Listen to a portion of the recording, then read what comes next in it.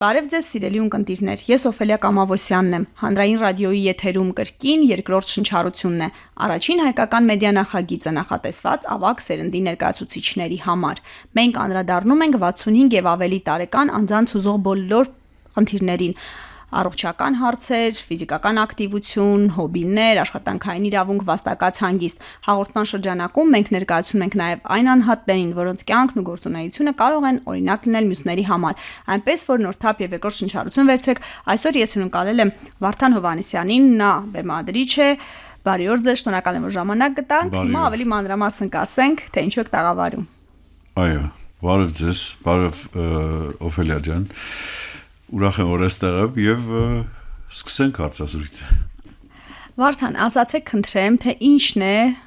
տարիքի մասին հարցը դե թողնենք հետո, ինչն է ձեզ ԱՄՆ-ից բերում հայրենիք։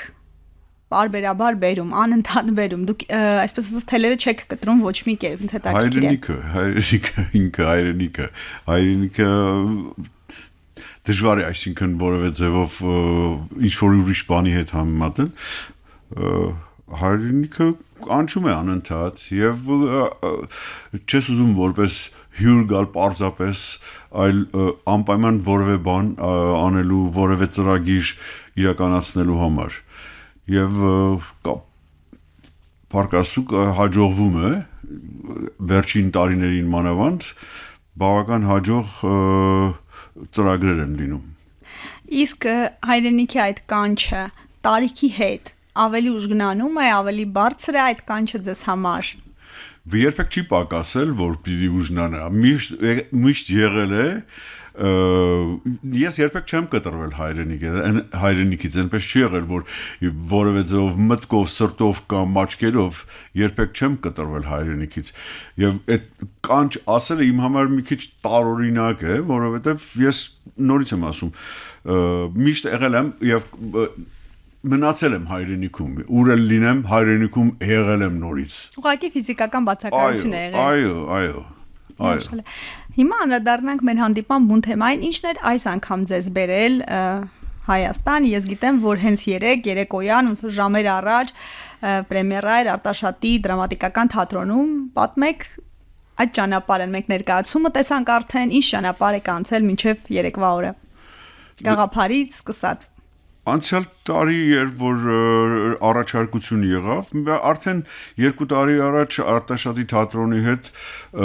ներկայացում արել էինք, Շիրվանզադեի արտիստը բեմադրեցի, որը մինչև հիմա խաղում են եւ պիտի խաղան, մանավանդ որ դպրոցական ծրագրում կա, եւ քանի որ արդեն շփում կար եւ ծանոթություն դերասանների ամբողջ խմբի հետ, տնօրինության հետ, երբ որ հանդիպեցինք անցյալ տարի, նման առաջարկություն եղավ, որ եթե կարող ենք մի ներկայացում բեմադրել եւ այդ ներկայացումը հնարավորություն ստեղծել տանել Ամերիկայում ցուցադրելու, քանի որ ես Ամերիկայում եմ ապրում, Նյու Յորքի շրջանում, Նյու Ջերսի նահանգում, որը կպած է Նյու Յորքին, եւ այս պիեսը առաջարկեցի ես, քանի որ արդեն Ամերիկայում Նյու Ջերսիում բեմադրել էի եւ դեկորացիայի տեղափոխության հարց կամ որևէ մեծ դժվարություններ կապված ռեկվիզիտի հետ, հագուստների հետ, բան չկար, ավելի հարմար էր այս պիեսը այստեղ անել ու տանել այնտեղ այդ նույն դեկորացիայի մեջ ինչ որ կար Ամերիկայում խաղալ։ Հիմա այդ ծրագրի վրա ենք աշխատում եւ պիեսը արդեն բեմադրվեց այստեղ, տարբեր ներկայացումը բավական տարբեր է,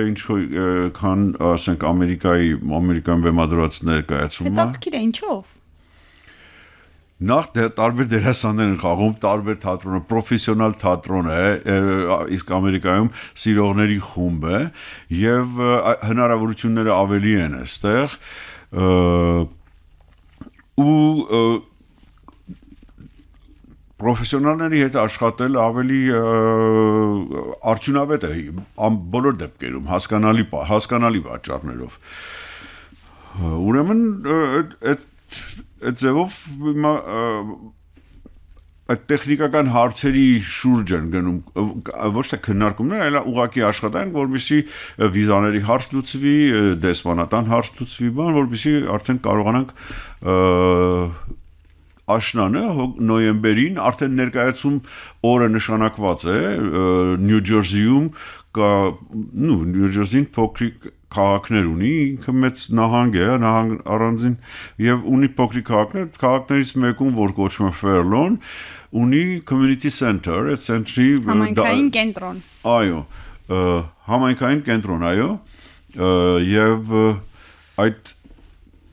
կենտրոնում արդեն այդ ներկայացումը խաղացվել է, հիմա բարեբախտաբար նորից պիտի նույն տեղը խաղացվի, նորեն բախտավորությունը, որովհետև դահլիճը սրահը ծանոթ են, մարդիկ, որոնք աշխատում են այնտեղ ծանոթ են, գիտեն, պիտի ավելի հեշտ լինի։ Հայկական համայնքի համար եք նախատեսում։ Այո, ես ընդհանրապես հայկական համայնքի համար եմ աշխատում Նյու Ջերսիում եւ համազգային մշակութային կրթական միությունը ունի Լևոն Շանթ թատերախումբ, որի գեղարվեստական ղեկավարն եմ ես եւ տարիներ շարունակ արդեն բեմադրություններ են կանում հայ համայնքի համար Նյու Ջերսիի եւ Նյու Յորքի եւ նույն երբեմն էլ գնում ենք արդեն տարբեր տեղեր, եթե լինում են հրավերներ, օրինակ եղել է այս ներկայացումը խաղացվել է Բոստոնում, Ես հյուրախաղերի համար էի, հյուրախաղերի մասին պիտի հարցնեի։ Այո, մինչ այդ աշխատել եմ Թեքեյան միության հետ, Թեքեյան միության Էրմկրչյան թատերախմբի հետ եմ աշխատել տելի տարիներով եւ նորից գնացել ենք շատ հյուրախաղերի, նույնիսկ Կանադա, հասել ենք մինչև Կանադա։ Հրաշալի է։ Հիմա Կանադայից հետ գանք Հայաստանի, վերադառնանք Հայաստանի հարավ։ Ես ուզում եմ, որ դուք ձեր մասնագիտական կարիերայի առաջին քայլերը հիշեք, վերադառնաք։ Հետաքրքիր որ հավատարիմ եք մնացել նաև մասնագիտությանը, ձեր առաջի բեմադրությունը հիշեք, կապանում էր, հա? Անգամ պատմել եք կարծես։ Այո, իմ դիպլոմային աշխատանքը ես արեցի Պատանի հանդիսատեսի թատրոնում Երվանդ Ղազանչյանի ղեկավարությամբ, որից հետո 5 տարի աշխատում էի որպես դերասան եւ բեմադրություններ չէի անում ու հանկարծ առաջարկություն եղավ արդեն Հակոբ Ղազանչյանի կողմից, որովհետեւ ինքը նշանակվել էր Ղափանի թատրոնի գլխավոր ռեժիսոր եւ մենք միասին ենք սովորել նույն կուրսում ու ինձ առաջարկեց միասին գնալ Ղափան որպես բեմադրիչ աշխատելու։ Ես էլ ընտանիքս առա ու գնացի 7 տարի մնացինք Ղափանում, 20 ներկայացումներ արեցի Ղափանում, որից հետո արդեն պատերազմը սկսվեց, վերադարձանք Երևան, նրանից հետո էլ մի 2 տարի հետո 94 թվականին գնացինք Ամերիկա։ Ինչ հիշողություններ ունեք Կապանից, այս ընթացքում որ գալիս եք, գնացել եք։ Այո, տարբեր ժամանակներում, այս տարի չէ, բայց նախորդ տարիներին անպայման գնացել եմ, Ղափանի տարիները ամենահիշարժան տարիներն էին, մեր երիտասարդության տարիներն էին, երեխեքներ փոքր էին, դեռ առաջինը մանկապարտեզ փոքր տղաս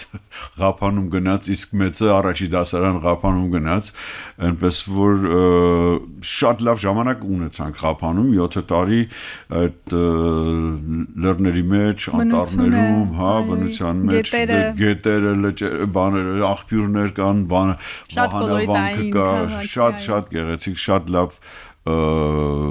ժամանակ ապրեցինք Ղափանում։ Տարիները, որ հետ գնացինք տարիներ, եկեք տարիքի մասին հարցը չշրջանցեք, տարիների մասին որ խոսեցինք, եկեք տարիքի մասին հարցը չշրջանցենք, մեր եթերում հնչում է, դուք նաև տաղավարում եք, որտեղ դուք այսպես ասած կենսաթոշակառու եք, դուք տարիքի այդ փոփոխություններին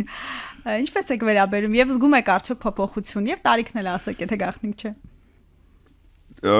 Տարիքս 72 տարիներ են արդեն, բայց ես որ կարդացի երկրորդ շնչառություն վերնագիրը հաղորդման, ինձ մի քիչ տարօրինակ թվաց, որովհետեւ ես դեռ առաջինը չեմ ավարտել առաջին շնչառության մեջ։ Շատ են ասում։ Մի թափով եկել եք։ Այո։ տարիքի հետ էլ այնպես չի որ համակերպվում եմ, շատ լավ եմ ինձ զգում, իմաստով որ այս տարիքն էլ տարիք է, այս տարիքն էլ կյանք է, ապրում եւ պիտի կարողանաս որևէ ձևով դրսևորել քեզ եւ կարծում եմ որ ես մանավանդ եթե անկեղծորեն ասեմ, պիտի ասեմ, որ ինքնաբավ մարդ եմ, այսինքն ամենտեղ ես ինձ կարողանում եմ լավ զգալ, ամենտեղ հարմարավետ է ինձ համար, առանձին անհարմարություն չեմ զգում, եթե զգամ էլ 1 րոպե, 2 րոպե, անմիջապես կարողանում եմ մերվել ու ինձ լավ զգալ Իսկ քանի որ հաճախ ճամփորդում եք եւ այստեղ եք եւ Ամերիկայում եք, զգում եք արդյոք տարբերությունները տարեկիցների մտածողության, կենսակերպի մեջ, այսինքն ձեր Ամերիկայի հարևաններն ու Հայաստանի հարևանները արդյոք շատ են տարբեր, նույն կերպ են մտածում ու նույն կենսակերպն ունեն։ Անշուշտ տարբեր են, բակից բակ են տարբեր ու մնաց։ Այժմ հիմնական տարբերություն առանձնացնեք։ Հիմնական տարբերություն դժվար է առանձնացնել, որովհետև բոլորն էլ մարդիկ են եւ մարդկային փոխհարաբերություններ են, մարդկային շփումներ են, այնպես որ հատուկ մարդիկ չեն, պարզապես սովորությունների հարց կարող է լինել ինչ որտեղ կենցաղային սովորություններ, որը որ նորից մարդկային շփումների մեջ կարող ես որևէ ձևով ադապտացվել եւ ներողություն ես բառի համար, որ հայերեն չասեցի։ Չէ, ադապտացվել ասում ենք, հարմարվել։ Բայց գիտեք ինչ է նկատի ունեի ավելի շատ, որ օրինակ Հայաստանում ավելի նստակյաց են, չեք տեսնի առավոտյան վազող ավակների, այ հենց այդ նկատի ունեի, ամենօրյա դա ձեզ համար շատ ակնառու չէ, որ դրսում ավելի առողջ կենսակերպ ունեն, ավակները հեծանիվով են։ Մենք էլ ենք արդեն սովորում, կամաց անցնում ենք այդ կենսակերպին, դառնում ենք եւ դա շատ ուրախալի է ինձ համար եւ ես տեսնում եմ փոփոխություններ, մենք անցյալներում, ասենք, մարդիկ ավելի նեղված էին, ավելի բարկացած էին, իրար հարգանք, իրար նկատմամբ հարգանքը պակաս էր, հիմա տեսնում եմ, որ մարդիկ սիրալիր են իրար նկատմամբ, շատ ներող են, ներողություն խնդրել գիտեն արդեն, շնորհակալություն ասել գիտեն արդեն, սրանք շատ կարևոր բաներ են, նախկինում ավելի քիչ էր։ Այո, նախկինում կարելի ասել չկար, սրանք մանրունքներ են թվում է, թե, բայց կյանքն է, այսինքն րոպեներն են, այն վայրկյաններն են, որ ապրում ենք, չէ՞։ Որ կյանք են դառնում, այո։ Հա, եթե մեկը տրորում է ոտքը եւ ներողություն չի ասում, արդեն վիրավորված ես։ Ճիշտ է, չէ՞։ Եվ եթե մեկի համար որևէ բան ես անում եւ շնորհակալություն չես լսում, արդեն զարմանում ես, այսինքն գոնե շնորհակալություն ինչ կա։ Հետաքրքրական բան ենք ասում, բազային երկու բան չէ, որ մեր ունկնդիրներն էլ լսեն, որ չզլանանք ասել ներողություն եւ շնորհակալություն։ Այո, եւ կա արդեն շատ այդ հենց դա էր, որ ուրախացնում է ինձ, որ նկատելի է արդեն մարդիկ իրար ավելի սիրալիր են վերաբերում, ավելի հարգանք կա մեկը մյուսի նկատմամբ, զիջողականություն կա, այսինքն կա մարդկային լավ ջերմ հավասարի հետ փոխհարաբերություն, այն չի, որ ժամանակին, գիտես, մեկը կարող էր ես վերևից նայել ու նսեմացնել ուղղակի հայացքով։ Հիմա չկան այդ երևույթները, պակասել են։ Հիմա շատ քիչ են, շատ քիչ, կարելի է ասել անգամ չկա։ Հետաքրքիր է, իմ ծանոթներից մեկն էլ Եվրոպայում ապրող, ասաց ես Եվրոպա տեղափոխված, ասաց մի տարում ես ավելի շատ մեղսի եմ ասել, քան իմ ամբողջ կյանքում Հայաստանում։ Լսել է այդ տեսակետը։ Այդպես է, այո։ Պարոն Հովհաննիսյան, դուք ասացիք, որ ես համարյա մի թափով իմ առաջին շնչառության մեջ եմ դեռ, դա գաղտնիքներ ունի, սիրելի գործով զբաղվելն է արդյոք, ինչ կա, որ ձեզ պահում է, այսպես ասենք, Այո, սիրելի գործով զբաղվելն է եւ անընդհատ զբաղվելը, առանց ընդհատումների, երբեք չի ընդհատվել։ Ես 94 թվականին գնացել եմ Ամերիկա եւ 94 թվականին արդեն բեմադրություն արել եմ, թեև փոքրերի հետ, որովհետեւ կա առաջնորդարանին կից Խրիմյան ճեմարան, որտեղ կային նաև դրամայի դասեր, որը ես էի վարում եւ ամեն տարի փոքրիկ բեմադրություններ էինք անում ուսանողների հետ, դրանք որ շաբաթօրյա դպրոցների ավարտողներն էին, ավարտում էին շրջանավարտներ, այո, ավարտում էին շաբաթօրյա դպրոցը եւ գալիս էին Խրիմյան ճեմարան ու Թումանյանի հեքիաթների մեծ մասը բեմադրեցինք այնտեղ։ Դրան գումարած նաև քրիստոնեության 1700-ամյակին նվիրված ներկայացում արվեց։ Ավելի լուրջ գործեր։ Այո, նման մեծ գործեր էլ արվեց փոքրիկների հետ, հետո արդեն 1-2 տարի հետո միացա հրավիրեցին Մեհեր Մկրտչյանի անվան թատերախումբ Թեքեան միությունից, նրանց հետ գործունեությունը չասեմ ավարտելուց հետո, դադարեցնելուց հետո անցանք Այսինքն անընդմեջ աշխատել։ Անընդմեջ, այո, դրա համար կանգառ չի եղել, ընդհատումներ չեն եղել, դրա համար Թոշակի չեք անցել կարճ ասած։ Թատերական իմաստով ոչ։ Թատրոնի իմաստով ոչ։ Իսկ թոշակի անցնելը հոգեբանորեն կամ ինչ որ մի ձևով բացասական ազդեցություն։ Բոլորովին։ Նկարիչներից մեկը մեր տաղավարում ասաց, որ շատ էլ հաճելի բան է, որտեվ ես նույն տեմպով աշխատում եմ, ինչ որ գումար ունեմ հավելյալ, փաստորեն ձեզ մոտ էլ այդպես։ Այո, ինչ տարբերություն պիտի անի, որ եթե դու դեռ զբաղված ես, այսինքն դրա մասին չես էլ մտածում, չէ՞, արել ես որ գա, ասենք կողքից այդ գումարը, փոքրիկ գումարը եւ գալիս է Փառք Աստծո։ Խրախուսում եք որ արագ թոշակի անցնեք։ Գոնե ինչ որ մի բան կա, որը ստաբիլ է, եթե քանի որ ասենք թատրոնում բեմադրություններ անելը ոչ մշտական աշխատանք է, չէ, եւ դրա գումարն էլ մեծ Յութական ակնկալիքով չի որ անում եք։ Այո, դրանով ընտանիք չես պահի կամ վարձերը չես վճարի, չէ։ Բայց խոսքով թոշակը ստաբիլ գալիս է։ Լավ բան է։ Փաստորեն թոշակի անցնելու լավ կողմն եք ասում։ Չվախենանք թոշակի անցնելուց։ Բոլորովին։ Եվ մեկ էլ մի բան երկարակեցության աղբյուր անընդհատ աշխատելն է, թե հենց թատրոնում, որովհետև կա տեսակետ, որ թատրոնը կյանք է, հենց կյանքն է, թատրոնը կենսակերպ է, ի տարբերություն մյուս մասնագիտությունների։ Ես չգիտեմ երկարակեց եմ արդեն թե ոչ։ Դե եթե չեք վերցրել դեռ երկրորդ շնչառություն 70-ում, ուրեմն Այո, գիտեք ինչ պետք է մարդ պիտի հետևի իր առողջությանը նախ եւ առաջ, որպեսզի կարողանա գործել։ Ես ծխելնել եմ թողել, խմելնել եմ թողել, բայց որպեսզի կարողանամ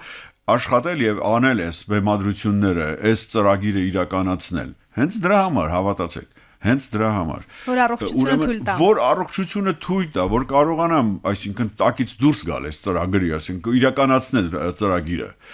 ծրագիրը գլուխ բերել։ Ամեն օր ամեն առավոտ մարզվում եմ ես։ Այնպես որ եւ լավ ես զգում ես, եւ առողջ ես, եւ առույգ ես, եւ տրամադրությունն դե բարձր, եւ աշխատունակ ես։ Ուրեմն ինչու չանել այդպես։ Իսկ թատրոնը որպես ոլորտ, որը նույնպես կարող է կենսակերպը, կյանքը երկարեցնել, հաշվի առնելով որ արվեստի բոլոր ճյուղերը, ես հյուրերի նաև, այսպես ասած, ինձ վիճակագրություն եմ արել, որ երաժիշտները, նկարիչները, ընդհանրապես արվեստի մարդիկ կարծես թե այդ ստեղծագործ աշխատանքը կյանքը կարծես երկարեցնի, այսինքն բովանդակալից դարձնի ավելի, քան ասենք մեխանիկական։ Ընդհանրապես արվեստը ես կարծում եմ երիտասարդ տարիներին արդեն կարծում եմ որ արվեստագետները ավելի երկարակյաց են առաջին իմ օրինակը այդ առումով եղել է բանը Պիկասոյի փաստը որ ապրել է 91 տարի Այդ է եղել էլի շատ ինչ որ անշուշտ կա դա է եղել որ ուրեմն այսինքն երբ որ ինքդ քեզ մտածում ես այդ կյանքային հարցերի մասին, նման եզրակացության եմ հանգել, որ ուրեմն մտածող մարդը, ստեղծագործ մարդը, մտածող եւ ստեղծագործ մարդը մտածող հենց ստեղծագործողի առումով, հա, որ պիտի երկար ապրի, կարող է երկար ապրել, որովհետև աշխատում է, ուղեղը աշխատում է, կարծում եմ սա եւ կա նաեւ իհարկե ճակատագիր իմ կարծիքով մարդը ծնվել է, այդ մարդը պիտի երկար ապրի, մի խոսքով։ Բոլորն էլ պիտի երկար ապրեն, եթե հետևեն խորհուրդներին, կյանքի իմաստ ունենա։ Այո։ Հրաշալի է, շնորհակալ եմ։ Թող շարունակական լինի ձեր ստեղծագործական ավյունը ասեմ եւ սպասենք նոր ներկայացումների հայրենիքում։ Շնորհակալություն։ Շնորհակալություն։